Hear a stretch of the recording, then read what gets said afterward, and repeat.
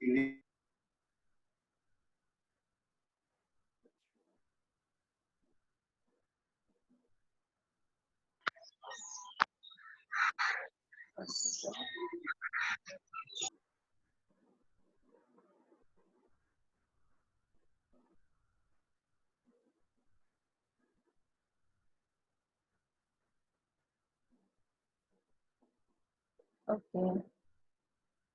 we'll start off with, we'll just continue the classification of reflexes.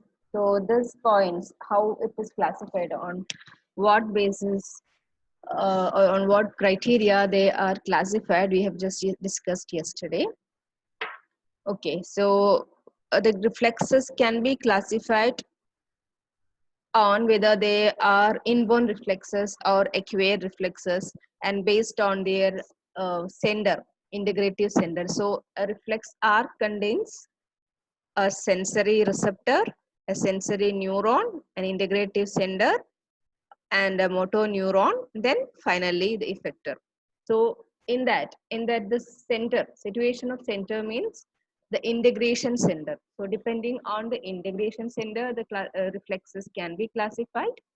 And functional significance depends on the function, like protection or anti-gravity, like that. You can, based on the function, we can uh, classify. And number of synapses, like synapse means communication or connection between two neurons. So in that way, like how many synapses are there, or is it one or more than one? So if it is one synapse, it's like monosynaptic reflex, and if it is more than one, polysynaptic reflex. Okay, so based on the number of synapse, the reflexes can be classified. And on clinical basis, like diagnostic reflexes. Okay, some reflexes you can use for the diagnosis. Is there, can anyone unmute and say, Dheeraj joined. Is there any glare to the screen? Can you see it? No, Yes, ma'am. No, ma'am. ma'am. No, ma'am. No, ma'am. You're not able to see the screen? Yes, we are able to see. Okay, fine. Okay, thank you. Everything is clear, ma'am. Okay, thank you. So you can mute yourself. I'll continue. So this we have, yesterday we have discussed all these things. So I'll just refresh and go. So based on inborn and acquired, whether it is inborn or acquired, we can say unconditioned reflexes and conditioned reflexes. So inborn reflexes or unconditioned means you are not trained. Okay, so you are not trained to any type of movements. So it is inborn. It is by birth you have that ability. It is usually those are protective reflexes, or like situation based reflexes. Okay, so like what was the any examples, like, yeah, I told, like hot objects, when you touch hot objects, or when something is kept in your mouth. Okay, when something is kept in your mouth, or you can say like a dust particle enters in your mouth, you can blink. All these are inborn reflexes. Okay, nobody told you to close your eyes when dust particles enters. It happens. Okay, or it is like even a child, even a baby, if he or she touches a hot object, it withdraws. Okay, so nobody has told him like you withdraw, it automatically it happens. So all those are inborn reflexes without any training. And the acquired reflexes are by training or on the go. Like when you are get trained to a particular procedure or particular technique, you will learn it. Okay, by your practice you learn it. Okay, so that I have given an example, like that slamming a brake while driving, when you meet with an emergency situation. Okay, so those who are not trained to that driving, they don't know what to do in that situation. Okay, but those who are trained for a driving, he or she knows you have to slam the brake. Okay, so it is acquired reflex. So depending on the sender, we have on the integration center, we have cerebellar reflexes, cortical reflexes, midbrain reflexes, medullary reflexes, and spinal reflexes. And we on the function, we have protective reflexes, like flexor reflexes. So withdrawing of the hand from a hot object as a, as an example of flexor, flexing of of a body part, okay, to save you. So that is an example of protective reflexes. And anti-gravity reflexes, extensor reflexes, this is also protection. When you are about to fall down while walking, they'll be extensing of your muscles on the legs to stabilize your body, okay. So stabilizing the body against the gravitational force, so by extending the muscles of body parts, okay. So this is also they are also involved in protection and also stabilizing the body posture. So they are called as anti-gravity because they work against the gravitational force. And see, this is monosynaptic reflex and polysynaptic reflex. We will come to know examples. I'll give you in the next slides. Okay, depends on the number of synapses involved in the reflex arc. Okay, the number of synapses involved in a single reflex arc, we can classify the reflex into monosynaptic and polysynaptic reflexes. And on the clinical basis, like superficial reflexes, which is present, the receptors are present on the peripheral parts of the body or outside, external, like skin reflexes and mucous membrane reflexes. So mucous membrane, you can even the sneezing. Sneezing means your nose, mucosa in the nose as get irritated. So you feel like sneezing. And yeah, cornea. Cornea is a mucus layer. Like cornea, when it something falls on it or get irritated, get irritants, stimulate that cornea, it blinks. It causes blinking or movement of the eyelid. Blinking means movement, rapid movement of involuntary movement of the eyelids. Okay, and skin also you can have given another example like when you touch the sole, okay, when you touch the sole, there'll be flexion of the toes. So that is another kind of skin reflex. So superficial means where the receptors are present on the skin or on the mucous membrane, that external, okay, periphery of the body. And deep means deep inside the uh, body, like tendon or muscle spindle, if they are receptors, like stretch reflexes, tendon reflexes, all these are examples of deep reflexes. And comes visceral reflexes. These are not usually observable, like, or noticeable, but this can be elicited and experienced, okay. All this can be tested. And one of the example for visceral reflex which can be observed is pupillary reflex, the constriction of the pupil in the eye in accordance with the fall of light. And another reflex is pathological reflexes, which is seen only during any abnormality in the tracts, in the motor tracts or sensory tracts. Okay, these reflexes can be seen whether a damage in the sensory or motor pathways. Example is Babinski sign. We'll come to that. Okay, now we'll explain. So you can see here, it is stretch reflex. This is called as, it's an example, stretch reflex. It is an example for monosynaptic synaptic ipsilateral reflex. Okay, monosynaptic means it consists of only one synapse. Okay, this reflex arc consists of one synapse. The sensory neuron directly connects with motor neuron. Ipsilateral means the reflex sender, the neurons are not crossing to the opposite side of the spinal cord where they are entering. Okay, so the sensory neuron enters into one spinal cord and the motor neuron exit via the same segment of the spinal cord. It is not crossing the opposite side. Okay, so it is called as ipsilateral reflex, monosynaptic ipsilateral reflex. Okay, and this is like, it's a deep reflex. Okay, example of deep reflex also, because the receptors are inside the body, situated inside the body, not on the skin or not on your mucous membrane. So here you can see. Now see, the thigh muscles, as you have a flexed leg, you are sitting with the flexion of the leg at the knee. Okay, at the knee the leg is flexed. Okay, and here you can see the stretching. When you flex your leg while sitting or anytime, not only sitting only, when you flex your leg means you will be sitting in position, so there will be stretching of this thigh muscles. Okay, and this stretching is detected by the muscle spindle. Muscle spindles are sensory organs to detect the tension developed, the stretching of the muscles. Okay, see here, so this is the muscle spindle, so this is a sensory receptor organ, and that the stretching of the muscle is detected when the leg is uh, flexed. That stretching is detected by the muscle spindle, and it is innervated by a sensory neuron. And the second segment of the reflex arc, sensory neuron carries that information to the spinal cord.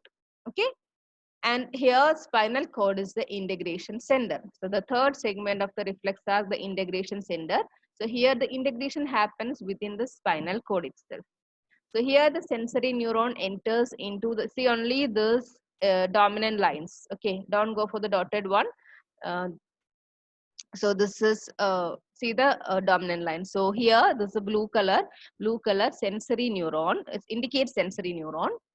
See, it directly synapses with the motor neuron. So here in the integration center, motor commands are taken, and the motor neuron, the red line. Okay, motor neuron carries the motor command or motor information to the same muscle. Okay, the effector muscle is the same muscle where the stimulation happens. Okay, the effector muscle, so it is stretched now. Okay, it is stretched, and stretch is detected by the sensory receptor and send impulse. Okay, now the motor neuron came with an information to contract. So the acetylcholine released by this motor neuron leads to the contraction of this muscles. So when this thigh muscles, it contracts. Okay, it contracts, it pulls the leg upward. Okay, stretching, extension of the leg. See the movement towards, okay, extension of the muscle. So while this muscle contracts, the antagonistic muscle should relax also. So this antagonistic muscle, this should relax also, which was previously in a contracted position. Okay, so this is the dominant, this is the actual reflex arc, and this is reciprocal innervation. There will be a reciprocal innervation, and actually these reciprocal innervations are meant to avoid the conflicts between these two muscles. Okay, in order to keep the equilibrium. Otherwise, you just imagine this muscle is already contracted while the leg is in a flexed position, and now this muscle also got an information to contract. And if this muscle is not ready to contract, there will be a stiffness. This muscle is contracting, it wants to contract, and this says, I'm already contracted, I don't want to relax. So what happens? There will be stiffness. Okay, conflict. So to avoid that conflict, when this muscle contracts, the antagonistic muscle should relax. So there will be a reciprocal innervation. In that, this is a polysynaptic. Okay, polysynaptic pathway. You can see the same. The sensory neuron, it innervates with an interneuron. That interneuron is an inhibitory interneuron.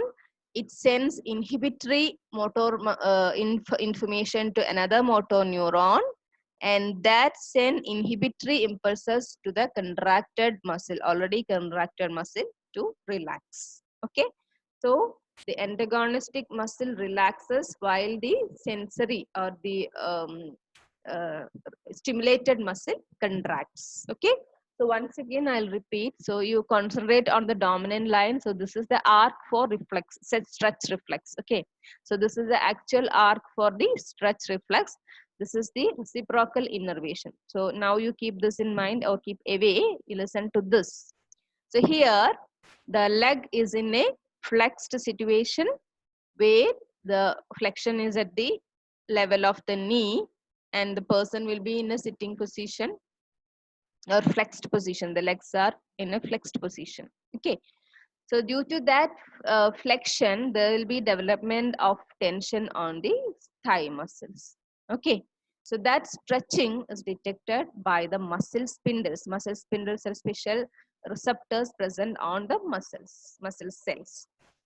So this muscle spindles, they detect the stretching of that particular muscle, send sensory impulses to the spinal cord, the second part of the reflex arc, and the spinal cord is acting as the integration center or integrating center, and decision it takes within the spinal cord. See here, it is in the same segment. So spinal cord, with the help of these sulcus and fissures, it is divided into two halves. Okay, so it enters to the half and exit via the same from the same half. Okay, so here this sensory neuron that makes synapse with the motor neuron directly. There is no interneuron. Okay, so it is an example of monosynaptic reflex. Since it is not crossing opposite side, it is an ipsilateral reflex. Okay, so here it makes synapse with the motor neuron, and motor neuron carry excitatory impulse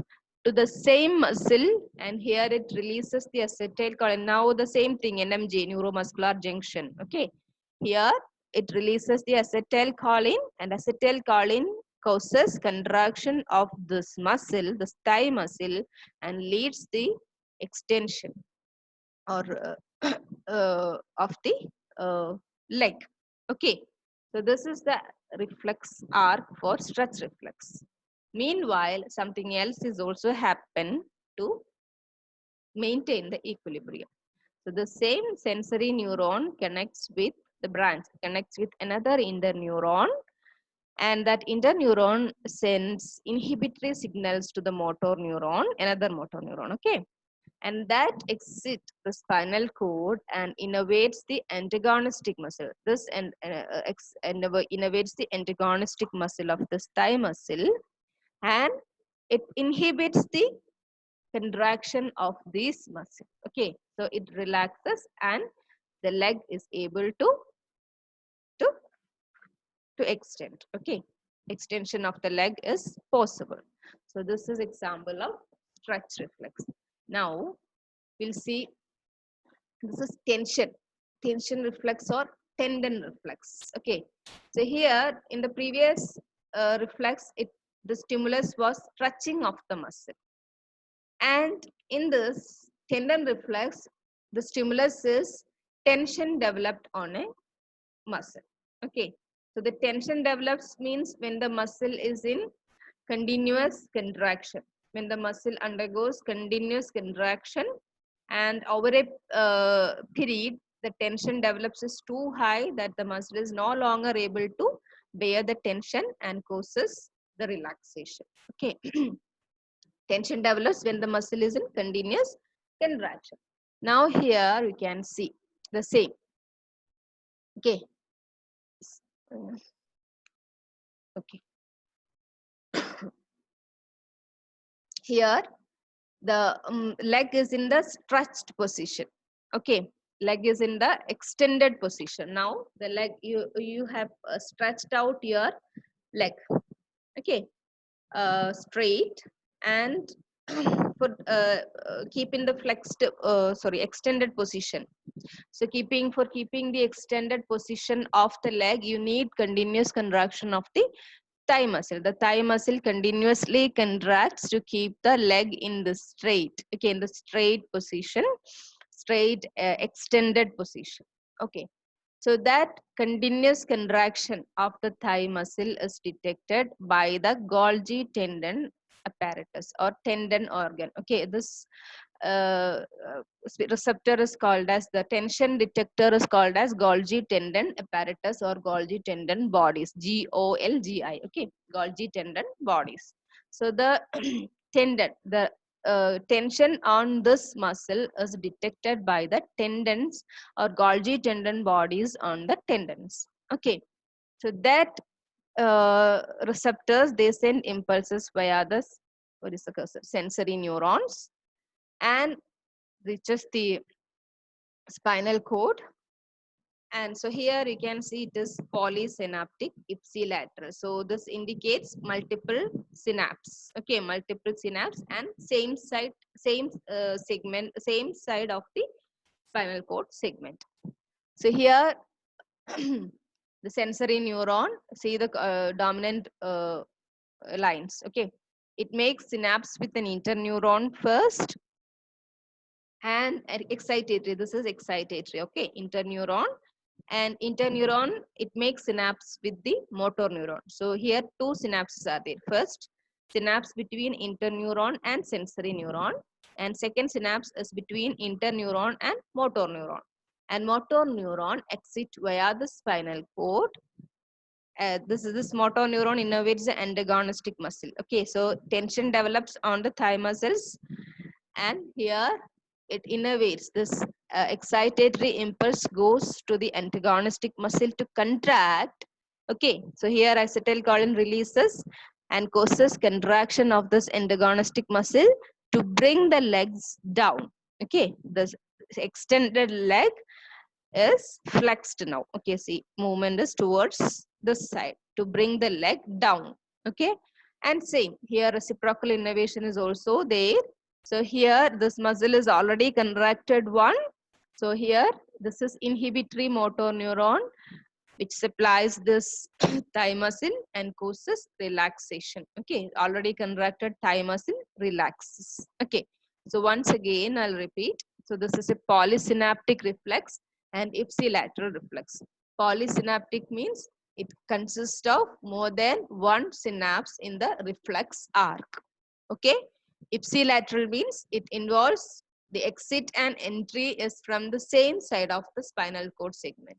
Okay, the reflex arc involves only involves the same side of the spinal cord segment.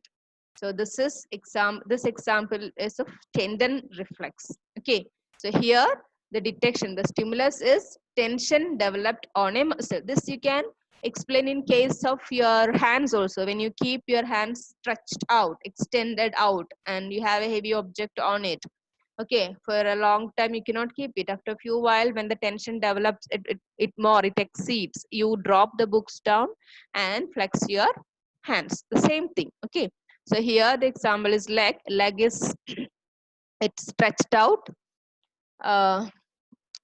means it is extended out. Okay, it is extended out and straight, and during that stage the thigh muscles are under continuous contraction. Okay, and the continuous contraction leads to increase in the tension on that muscle.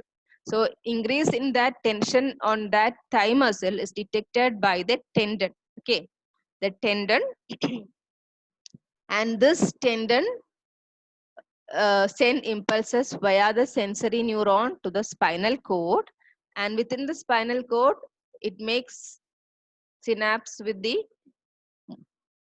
what happens? Okay,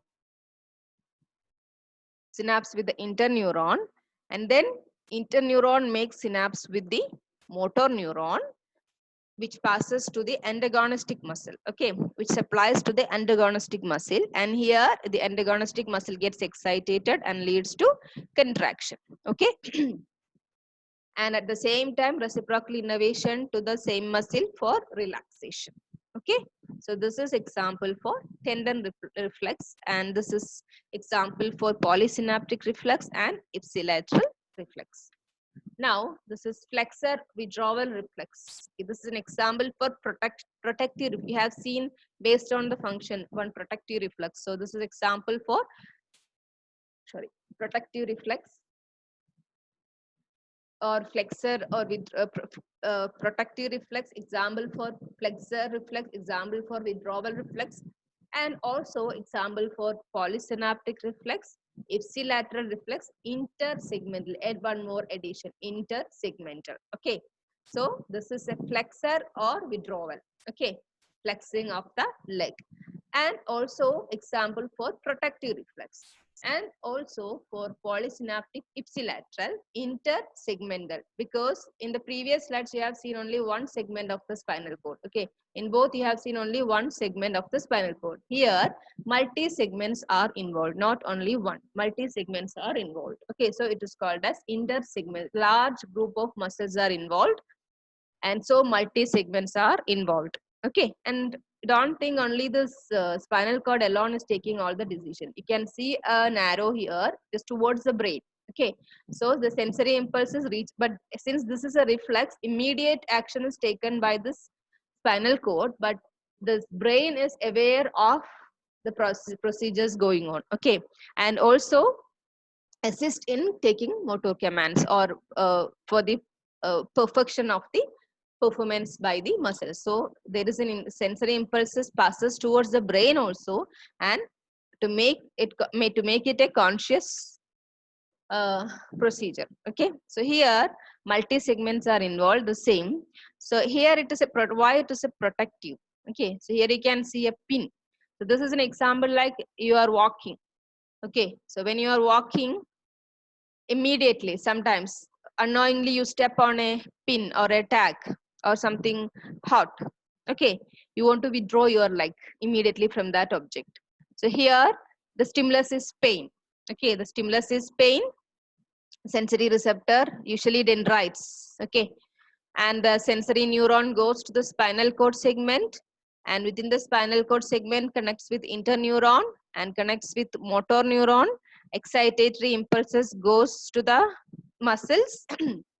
These are the flexor muscles. Okay, goes to the flexor muscles, and you can see the impulses are going towards the other segments. This is a large muscle. You require other segments of the spinal cord also to involve in this. Okay, so the informations are sent to the other segments of the spinal cord, upward and downward. Okay, so the upper segments and lower segments of this integration center are also involved.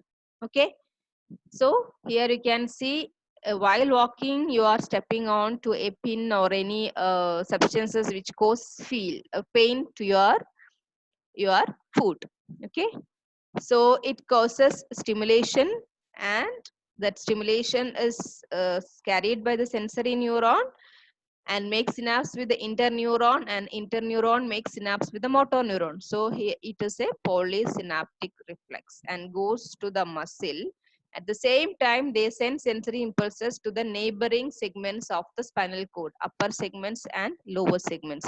And they also send impulses to the other sections of these muscles. Okay, this large muscle is innervated by group of neurons. Okay, so all these muscles send excitatory signals. You can see the plus symbols. Excitatory signals to contract this muscle, and flexion of the leg or flexion of the leg happens, which causes removal of the foot from this harmful object, which causes pain. Okay, so it protects your leg from paining or a harmful object. So it is a example. It's an example of protective reflex, and causes flexion of the leg. So it is a flexor reflex, and causes withdrawal also. Okay, so called withdrawal reflex, and it involves multi synapses. So it called polysynaptic, and it never crosses the opposite side. All these are on the same side. So it is ipsilateral, and it has multi segments, not only one segment of the spinal cord. It involves multiple segments, neighboring segments of the spinal cord. So it is intersegmental. Okay, so this is example for flexor withdrawal reflex. So once again, so this is example when you are walking. So stepping on to a tag and causes pain. That stimulus goes to the spinal cord, makes synapse with interneuron, makes synapse with motor neuron. Excitatory motor impulses passes from the same spinal cord and as well as from the spinal cord above and spinal cord below to the muscles of the flexor muscles of the leg, of the thigh, and causes contraction of these muscles and withdrawal of the leg from that object. Okay, so again we have 3 minutes only. We'll continue. It takes time, a lot of time. Okay, I think we'll end. Upgrade also, we won't get time. You have another session. Okay, so we'll continue the same tomorrow. Okay, so now we have to see other which crosses the opposite side also, like contralateral. Okay, so this is all what we have discussed today is ipsilateral synapses. Okay, we have discussed monosynaptic and polysynaptic. but ipsilateral, not cross the opposite side. No contralateral reflexes are discussed today. Okay, so next class we will discuss about the contralateral reflexes, contralateral intersegmental reflexes. Okay, thank you. Thank you, ma'am.